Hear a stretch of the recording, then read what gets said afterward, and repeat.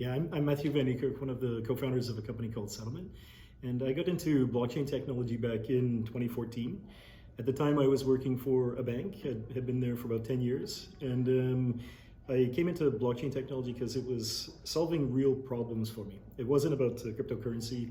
It was about solving business problems that could be optimized by automating certain processes using smart contracts that would make the overall end-to-end process much more efficient for our customers at the bank. The context was actually in the capital markets. So I wanted to use blockchain technology to create an efficient secondary market for pre-IPO companies. And I realized that if I could register cap tables of these companies on a blockchain, then people that had access to that blockchain could transact and exchange those shares peer-to-peer, which would remove the need for intermediaries. So there was a lot of efficiency gains to be had by using blockchain technology, and that really got me fascinated with blockchain tech. Awesome. Talk to me about the projects that you're handling right now. Yeah. So SettleMint is a platform built for developers. The reality today is that only about 1% of developers have any experience using blockchain technology. However, 58% of companies believe that their business is going to be completely disrupted by blockchain technology. So you have a big gap there. So SettleMint's product is for the 99% of developers that are new to the blockchain technology space. So with that, we do see quite a wide array of different use cases that are being built with our platform. These cover everything from sustainable supply chain tracking use cases. That's one that's being done by AB InBev, one of the largest beverage manufacturers in the world.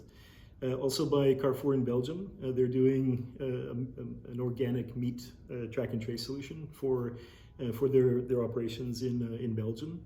So there are a lot of track and trace and increasingly sustainable supply chain use cases. We're in the financial services sector. We're working with banks like Standard Chartered, KBC, and OCBC recently out in Asia. So there are a lot of banks that are building digital asset platforms using blockchain technology. They're able to gain efficiencies as well in the issuance process and the secondary markets processes that are involved in the life cycle of a digital asset, which represents traditional financial assets like stocks and bonds and other financial products. So we see a lot in the supply chain and more recently sustainable supply chain area, a lot in the digital asset space with tokenization of financial instruments. Awesome. How does ESG come into play with this? Yeah, fantastic question. ESG is a really relevant and important topic. I think we don't have that much longer before we're getting very close to the edge as a people, as a society, as a planet. So ESG is increasingly important, and especially where we see it coming through, and it's with the sustainable supply chain tracking type use cases.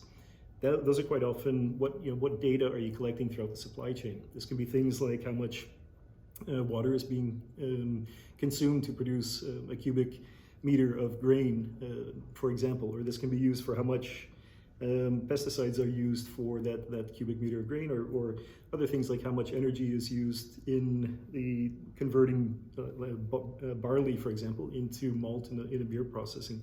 So how much energy is all of this data can be collected, and it's only when you collect data that you can actually take actionable, or you can only action upon it. So what we're seeing in ESG related things, especially the environmental part of ESG, so the E in the equation, is a lot around collecting data throughout the supply chain so that actions can be taken, then applying other technologies like AI and machine learning to gain insights into how to identify best practices from different suppliers in the network and feed those best practices back to other suppliers so they can adopt them as well. So we're seeing a lot of movement in that way. And the interesting thing is we have a lot of experience with banks and with large supply chain companies, companies with very complex supply chains. Many companies, whether it's Procter & Gamble or it's AB InBev or Colruyt, they have ESG objectives that they want to fulfill. A challenge that they have is incentivizing their network of suppliers to provide data consistently. And as we're working with a lot of banks, banks are also really focused on ESG. So we see that by bringing them together, we're able to come, or let's say work together as an ecosystem between the suppliers, let's say the large brands, their suppliers, and the banks. So the incentivization of the network of suppliers to provide consistent, high quality data about ESG metrics can be done by providing working capital solutions by the banks who want to direct capital to more sustainable companies and companies in the supply chain that want to make investments to improve their facilities, to decrease emissions, or to increase efficiency and have a lower, let's say, agricultural footprint if it's in the agri-tech sector. Those investments can be incentivized by banks that want to direct capital to, short-term project financing. But first and foremost is, getting the network in place that all this data can be collected through.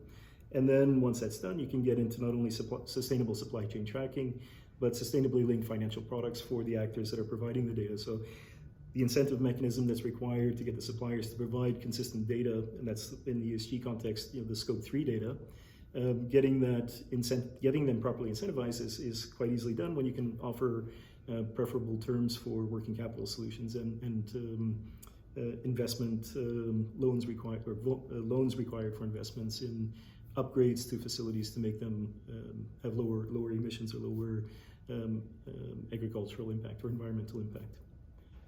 Awesome, thank you. One last question. Explain NFT in your own terms. Yeah, good question. So what is an NFT in its boiled down form? An NFT is a title for an asset. So we look at many things in the world, whether we talk about real estate, or we talk about vehicles, or we talk about art, or we talk about land, everything has some kind of a title of ownership. And an NFT is a way to create, number one, a digital representation of that title. So the ownership of that asset is what the NFT represents. Whether it's a physical asset in the real world, like a painting, I don't think there's paintings over there on the wall, or this building that we're in, we can create a digital version of that in the form of an NFT and reduce friction in transactions that take place in the transfer of ownership of that title for that asset. So again, it's NFTs in their simplest boiled down form. I view them as ownership titles.